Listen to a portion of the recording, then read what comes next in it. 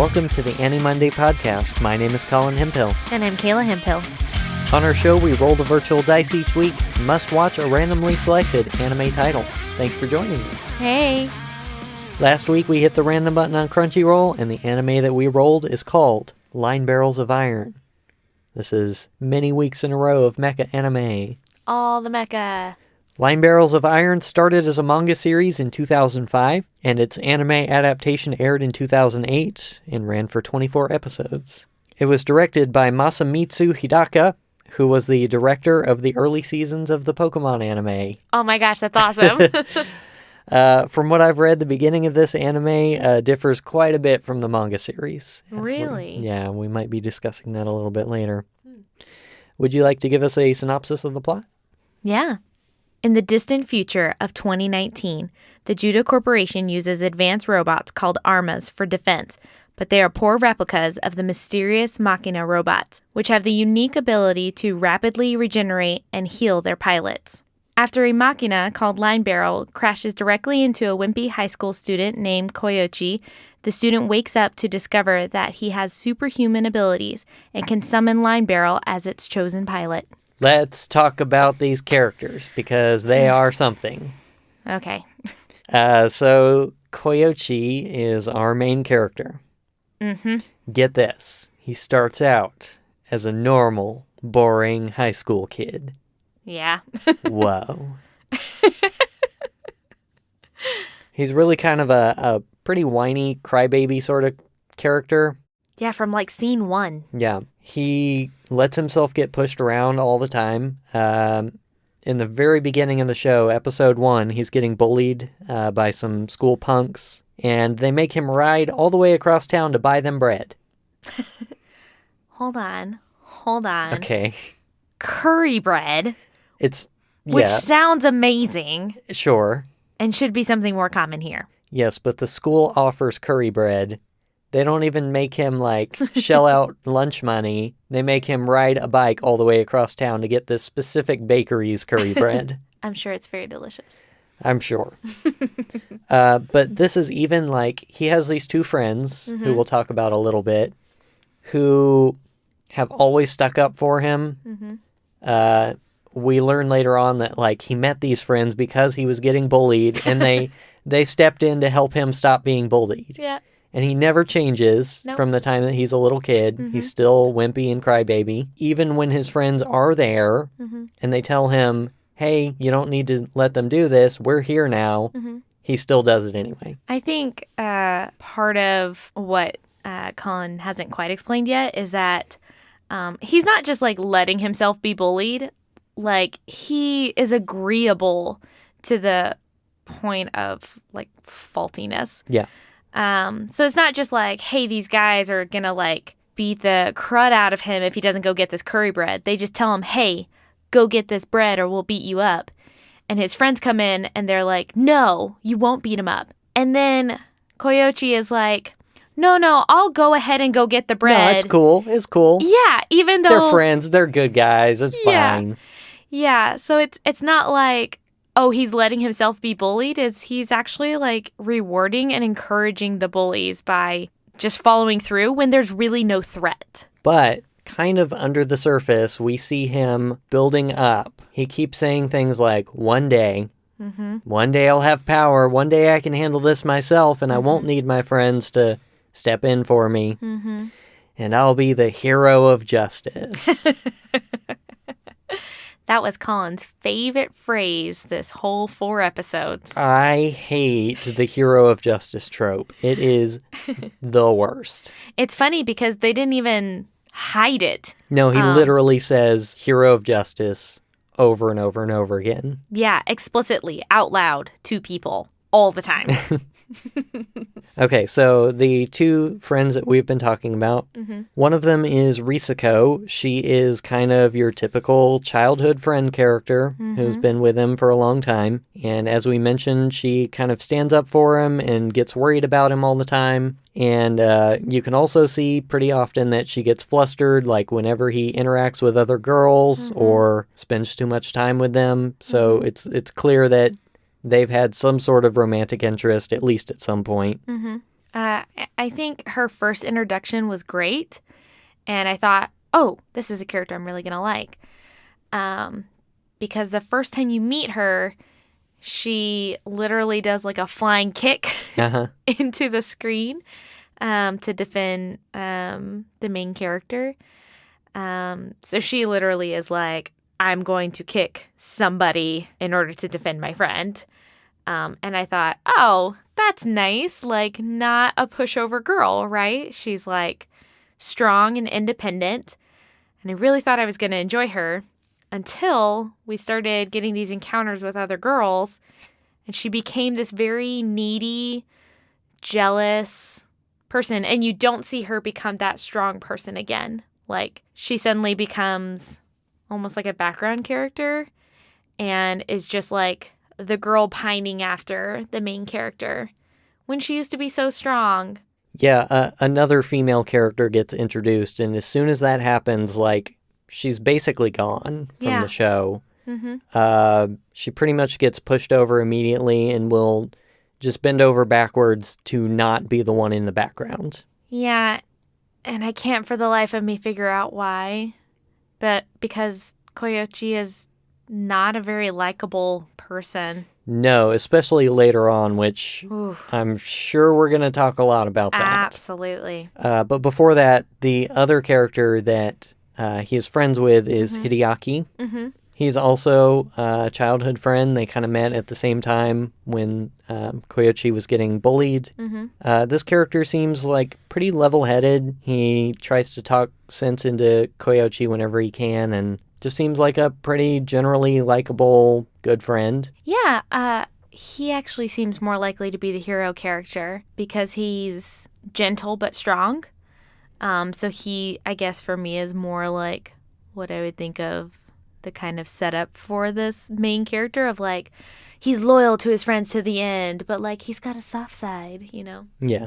So right in the first episode, we get this big plot dump that leads to this very rapid change in the characters. Yes. Specifically Koyochi. Mm-hmm. I like that you said that it takes place in the distant future of 2019.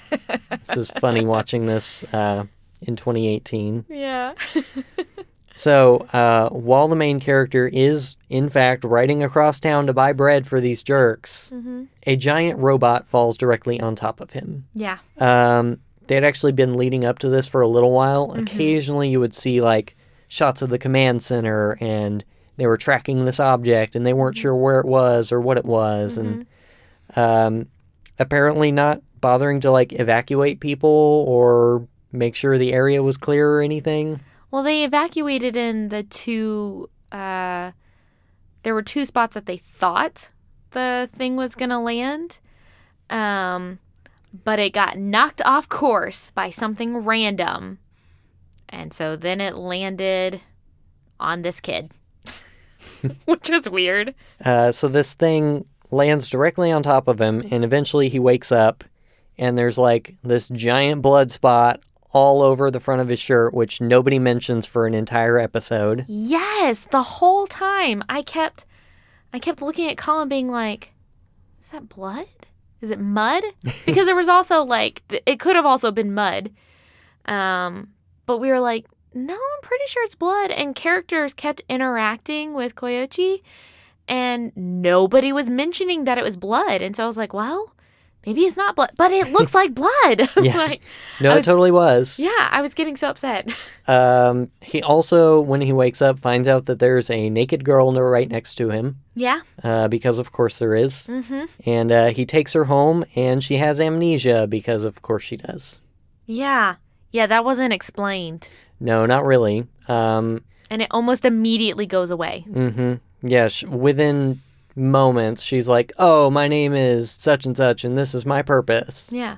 And then by, like, an episode later, she completely has her memories back. Yeah. Like, there was no reason for her to have amnesia at all. Yeah. Well, it's even like she knows who she is and what she does, but she doesn't know why. Yeah. Which is dumb. There's no reason for it, really. Sure. It's the same thing we kind of talked about last week or 2 weeks ago about, like, there was no need for like somebody to be a princess if there's not going to be something specific about that. And so this kind of felt like the same thing. Like, there's no reason for her to have amnesia. It literally did nothing for the plot other than to add some mild drama to an episode. And that to me is just poor writing. When he does come to after this whole event, he suddenly has superpowers. Yeah. More or less. He is like super strong and can now suddenly fend off these bullies who were messing with him all this time. Mm-hmm. And he can summon a giant robot by touching this girl's boobs. Yeah. It doesn't even make any sense. It doesn't. I think that was the part where the show lost me, which was definitely in like... Halfway through the first episode. Yeah. Mm-hmm. Because again, it's sort of like if there's a reason for something to be there, even if it doesn't make sense, then I can get behind it. It's like if this is the logic of the world, I can get behind the logic of the world. Like, nobody else touches someone's boobs to summon a robot. Exactly. Yeah. Exactly. And even later on, he can summon it without touching her boob. Yeah. There's no point to the boob touching other than, again, for mild drama later on. Like, other characters see him do this, and they're like, oh my gosh. And there's no point. No point. Yeah, and it's not even like we just have to contact each other. So, like, hold my hands, Yeah. and the robot will come. Yeah. It's like, you have to touch my heart, and that leads to hijinks, and it's funny. Yeah, but then they completely do away with it like 2 episodes later. So again, if it has a purpose, I can get behind it. But man, this show seems to throw a lot of things at you, like rules for the universe, and then immediately take them away as soon as it no longer adds for some either dramatic moment or some comedic moment whenever it seems fit for the writers. Yeah, so this girl that he finds there, her name is Emi Kazaki, and really there doesn't really seem to be anything to her. Nope. She doesn't really have a character. She doesn't have a purpose in being there so far, other than to initially be that beacon that... Yep.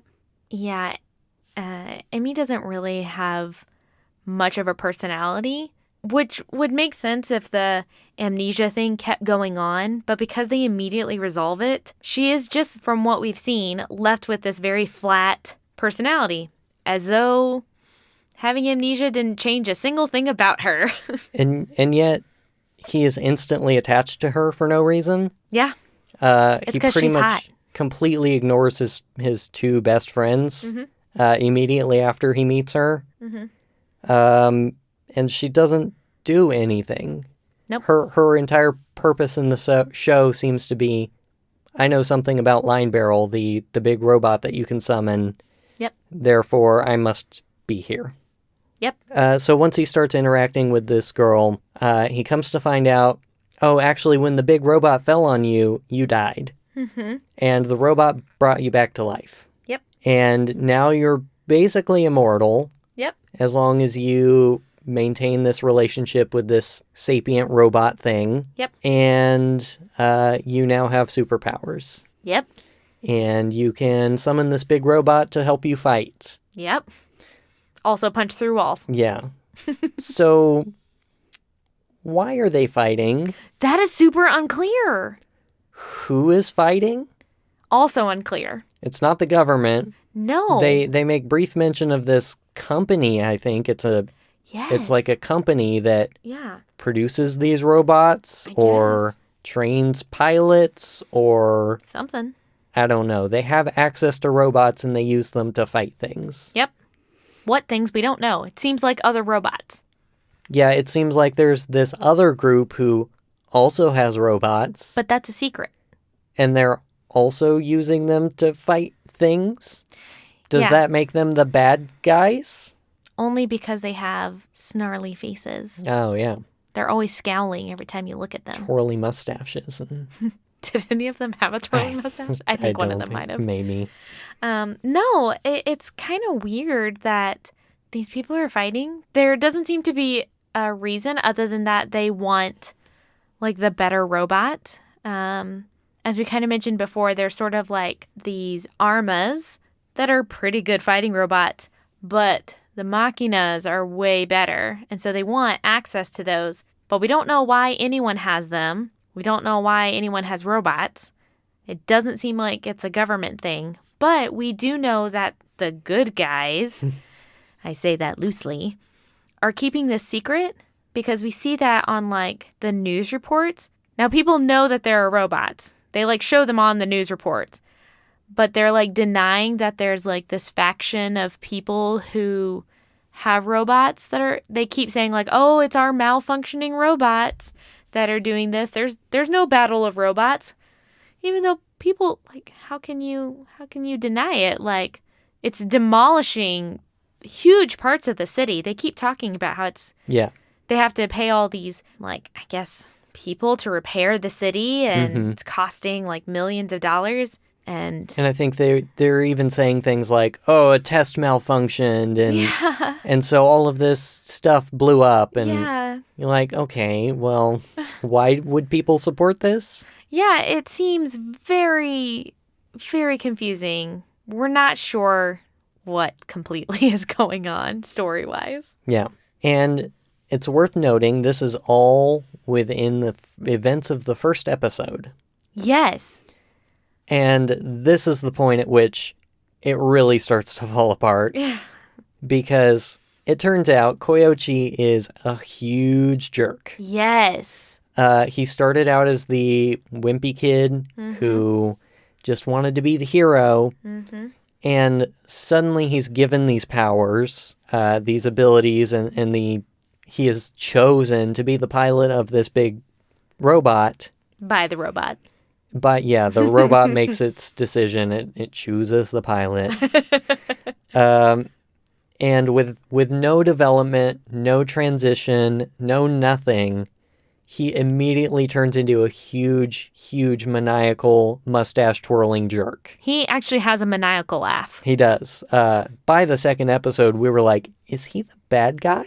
Yeah, is he evil? Is he bad? Is he going to be evil? I'm pretty sure he's evil. It's pretty much like, oh, I have power now, so I'm just going to use it to crush anyone who annoys me. Yeah. And he quickly resorts to violence against his own friends. He basically kills people and destroys other things without any sort of discretion. Yeah. And it's not until like the very end of the fourth episode that they start beating some sense into him. Quite literally. Yeah. He basically realizes he's a noob and gets completely wrecked by another pilot. And they're like, hey, chill out. Yeah. You are not the cool, powerful dude you think you are. Yeah, you don't know how to use your power, so it's useless in your hands. I think one thing that's kind of upsetting about this story is that it is character-driven, but the main character, is so incredibly unlikable. Yeah, for sure. So it doesn't make me want to watch this. And the story is written so that it has a series of things happening to the main character and you're watching him interact with those things. So, like I said, sometimes there's some lazy writing in there, like there randomly being a girl with amnesia, and the amnesia goes away when it's convenient for the main character to have new information. And because this character is so unlikable, it doesn't make you care if he gets a redemption story. And I think that's really disappointing. Colin and I were watching this and being like, I don't care about this dude at all. And they're going to try and give him a redemption story, and I don't care. I don't want him to be redeemed. He's awful. Yeah. We had talked about how, like, who's the bad guy? Who's the good guy? Why are they fighting? And what is this even about? What is their point? And all of that gets complicated as soon as Koichi comes into the picture. Yeah. Because his goal seems to be, I can have this robot now, so I'm going to get in it, and I'm going to beat things up. Yeah. So he will literally, doesn't matter who they are, doesn't matter what they're doing, if somebody has a big robot, he gets in his big robot, and he starts punching them. Yeah. That's his goal. And without any regard for if they're civilians or anything, like if the area's been evacuated or not, like he is demolishing parts of the city. And people are trying to be like, hey, like, other pilots and other robots are trying to be like, hey, please stop. Like, hold on. Like, let's do this together. Let's work in tandem. And he's like, nope, I'm the best. So I'm gonna like beat the crud out of everything that's happening. And it's a mess. Yeah, and of course there's tons of exposition while they're in the big robots. Mm-hmm. And so he is just spouting off all this stuff during these fights, like, this is my town, and I'm the source of justice, and anyone else must be evil. And he's like rattling off all these things that are complete nonsense. Mm-hmm. Just this huge power trip that he's on. Mm-hmm. And it makes him so unlikable. It's funny because he even, as you were saying that, I remembered, he even fights people that are supposed to be, like, on his team. Yeah. So there's people that are trying to be like, hey, we just want to help you since you're, like, you're now the pilot of this robot that, like, you know, we kind of technically own. So, like, let's do this together. Let's fight this robot together and not destroy the city. And he's like, no, if you're not, like, doing it the way that I am, like, I'm gonna, like, get rid of you. And so he starts fighting, like, his own people, because egos. Yeah. And sure, I guess after this, he gets his redemption and he gets integrated into this, like, Judah organization or whoever they are. I don't care. Yeah. At this point, like, I have no interest in seeing him go through that. He's had no development up to this point. He's regressed. I have no reason to expect that he's going to have a positive development further on. Yeah. And it's sort of like, if you're going to have this kind of character-driven growth arc, you know, like personal growth arc sort of thing, it'd be nice if you actually, like, cared about the character at all. Is they took a mediocre character, like, yeah, Koyochi in the very beginnings, kind of whiny, kind of, you know, complainy. They regressed him so that he's awful. And it seems like if he's going to grow, he's just going to end up going back to, like, the whiny kind of annoying guy. Right. And that's not really growth so much as, like, now we're back at square zero. Great, thanks. Yeah. So I would like to address some of the differences in the manga that I read about. Oh, okay, sure. Because this is all right at the beginning that they make these huge sweeping changes to everything. Really? Yeah. Wow. So they do explain a little bit better in the manga, like, what these two types of robots are. Okay. The armas are common. They're used in defense by military or organizations or whatever. Mm-hmm. They're just big robots made by people. Okay, great. The machinas are more mysterious. They just kind of showed up. And they're powered by tons of little nanobots. What? So that's what allows them to regenerate quickly, is they just get their little robots together and they start fixing themselves. So what you're saying is if you looked at this, like, under a microscope, it'd just be a bunch of tiny robots? Yep. Okay, well, sure. But that's why it's kind of more of an organic entity rather than just a big piece of metal. Sure. And why they have, like, some sort of consciousness, I suppose. Yeah. And so, like, when he comes back to life, supposedly, when he dies and comes back to life, it's because he gets injected by nanobots. And they keep him alive. But would that explain, like, a personality shift? Oh my gosh, Colin. He's a robot. Well, that would explain why he's so unlikable. If he's dead and he gets injected by nanobots, is he human? I guess. Is he the same person? Well, clearly not. Anyway, none of that got addressed in the anime, so... But, like, the whole setup for how he comes into this is completely different in the manga. Okay.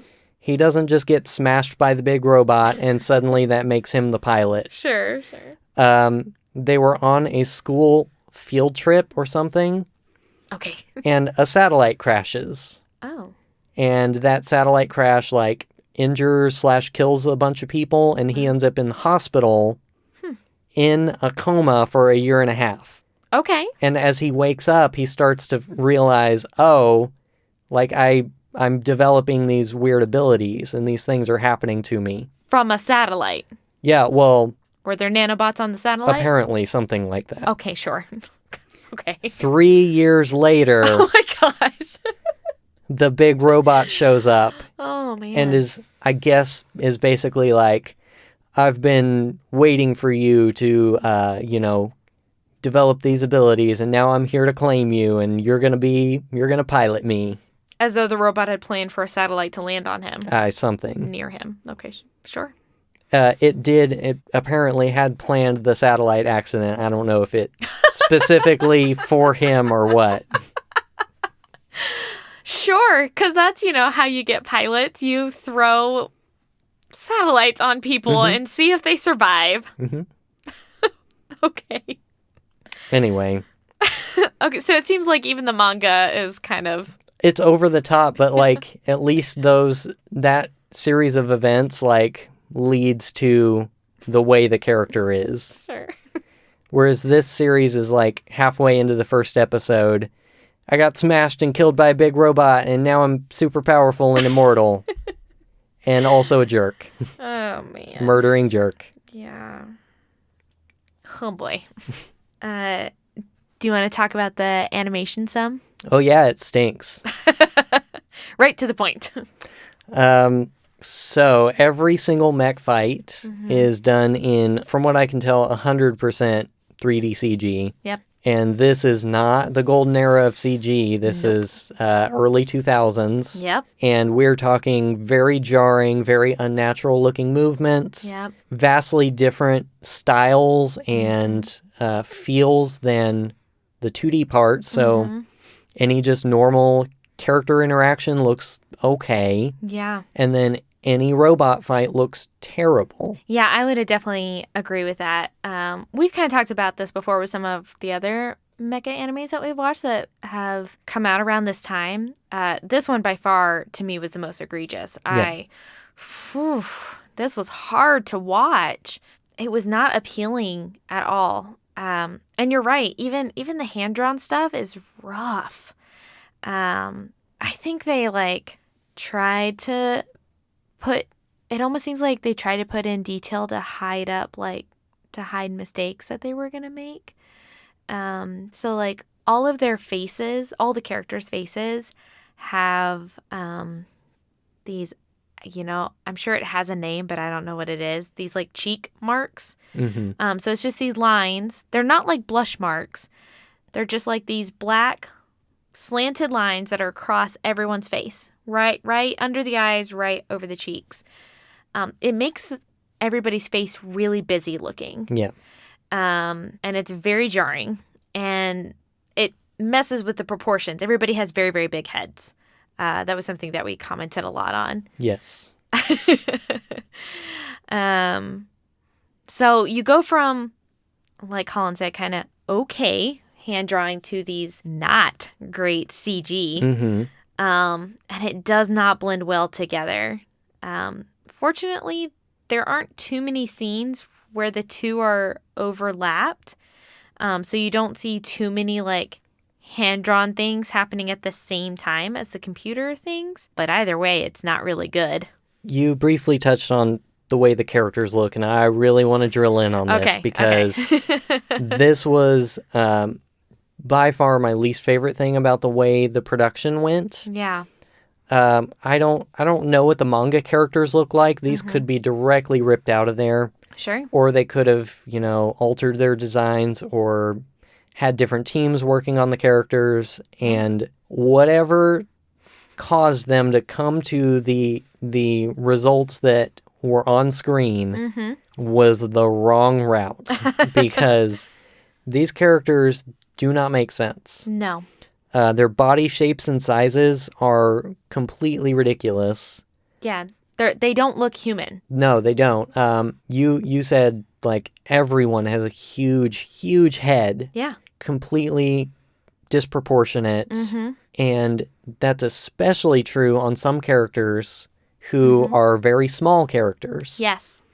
Their head size does not change with their body size. No. A child, same head size as an adult. A big, bulking dude. But small, tiny little child body. Small child body, same head size. Yeah, it was same level of detail with all those weird lines and creases. And, oh boy, there is from what I can tell, an adult character who is one of the pilots for that organization who is like child size. Yeah. And her head is so big. I felt like part of the reason why the proportions were wrong, at least in the head to body ratio, is because of all these unnecessary details that they cram into the face. And so in order to make the face make sense, because of all this extra detail, they had to enlarge the head, but they don't put that much detail into the characters' bodies. So it almost feels like they drew them separately. But otherwise, it just seems like they didn't have either the skill or the capability to like put that much detail in a smaller face, a smaller head size.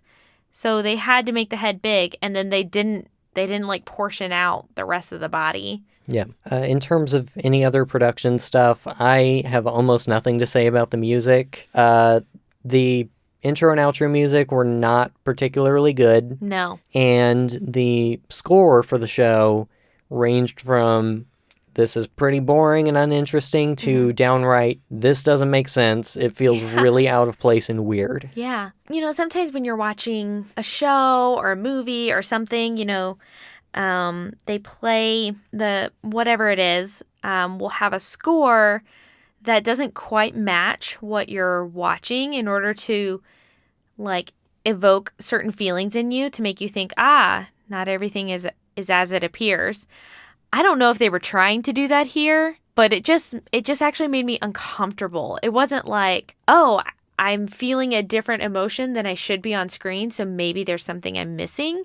It was more like, I feel like you don't know what you're doing. I feel like you just picked a song and you threw it in here because you liked the song. Nothing when it came to the music and the art did it feel like those two were married at all. Yeah, I would agree with that. Do you have any general thoughts that you would like to wrap us up with? I've kind of talked about this in some other shows that we've watched. I really get into the characters in any given show. That's probably one of the more important parts of a show for me is what are the characters like and can I relate to them?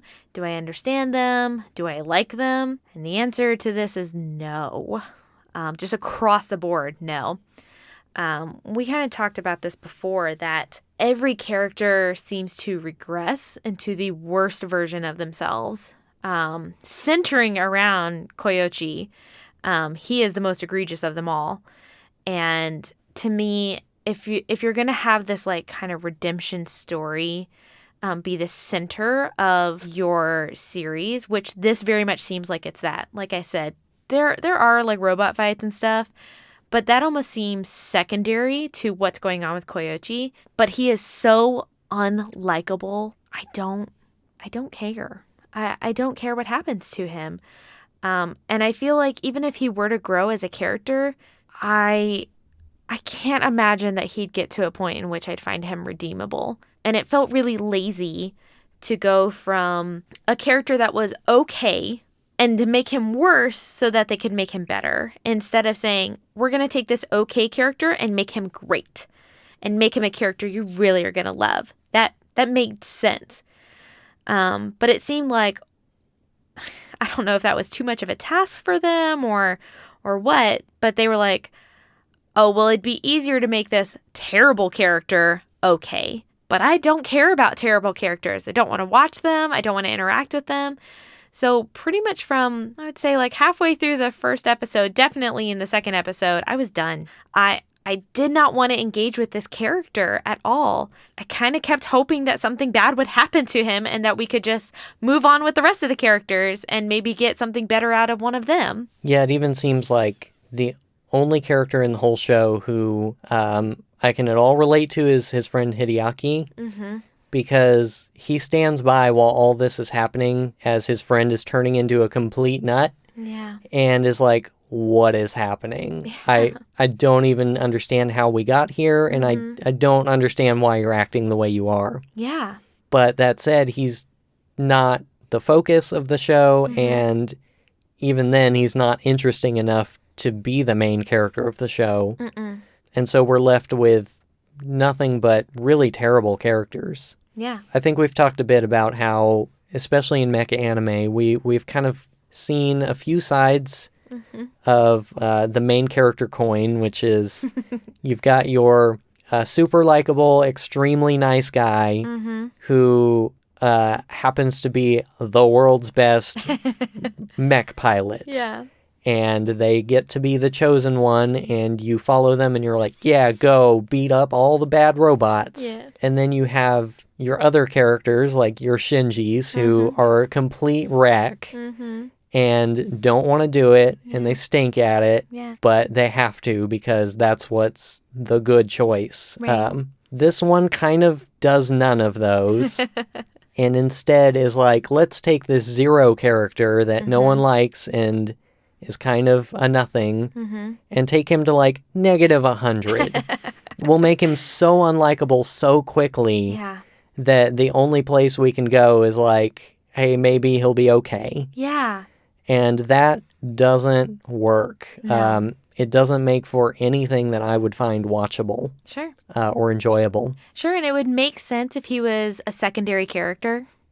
And then eventually you're like, hey, he's not as bad. That's nice. But I'm going to focus on this other person that I actually care about. For a main character, this was a rough choice. I can't say that I understand why they did this with this character. And like I said, this ends up being an ensemble cast show. You can tell it from the intro and outro. They show like the entire Judah team.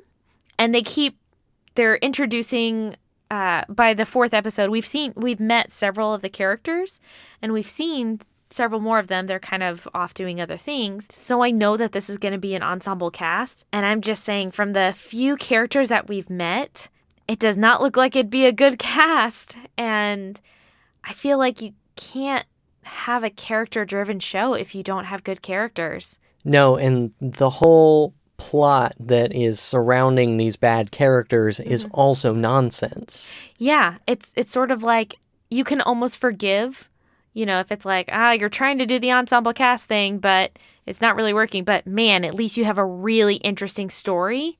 Nope. Yeah, there's no motivation for the characters. There's no reason for these organizations to exist or do what they do. There is no reason for these robots to even exist. Yep. And there's no reason to be fighting anyone. Nobody needs to be fought. Yeah. Yeah, there's no stakes at all that we can tell other than just fighting robots. So I think between both of those things and the like really poor production that we've talked about, man, the characters and the plot are not doing any favors to help the production, and the production is not doing anything to help the characters in the story. Yeah, all around it seems like this was kind of a flop.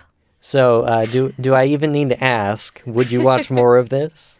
Strong pass. Okay. No, thank you. No. Okay. I can't even say, like, if they tried with a different character, like, in some of our previous episodes, I've talked about, like, maybe if they changed, like, the story a little bit, I really cared about the characters, or vice versa, like, if these characters were in a different story. No, not one part of this is redeemable for me. It was really painful getting through 4 episodes. Yeah, not a chance for me either. At this point, I'm really just hoping we get some better roles this week. Get another cat anime. That was great. Yeah. Yeah, well, we still said no on it. I mean, I might change my mind after this one. Our standards are decreasing. Okay. All right. Well, to end on that high note, if you want to learn more about our show, you can visit our website at animonday.moe. That's animonday.moe. You can send us questions or comments to podcast@animonday.moe.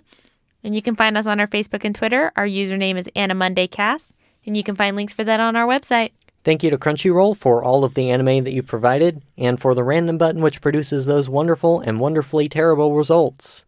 You can follow along with us each week. We'll have a link to our current title on our website and social media. Thanks also to C2A for providing the intro and outro music of our show, which come from the Senpai EPs, available on Bandcamp and other major streaming services. I will have links to his music in the show notes and on our website. All right, Colin, are you ready to roll something better? Hopefully. All right. Here we go. Random button in 3, 2, 1. The anime for this week is The Master of Ragnarok and Blesser of Einhajar. And the first episode is called The Oath of the Chalice. How very different. It's not robots. Yeah, it's like Norse mythology. Maybe. All right, well, I think that's going to do it for us this week. All right, we're going to see you guys next time. Thank you so much. Bye. Bye.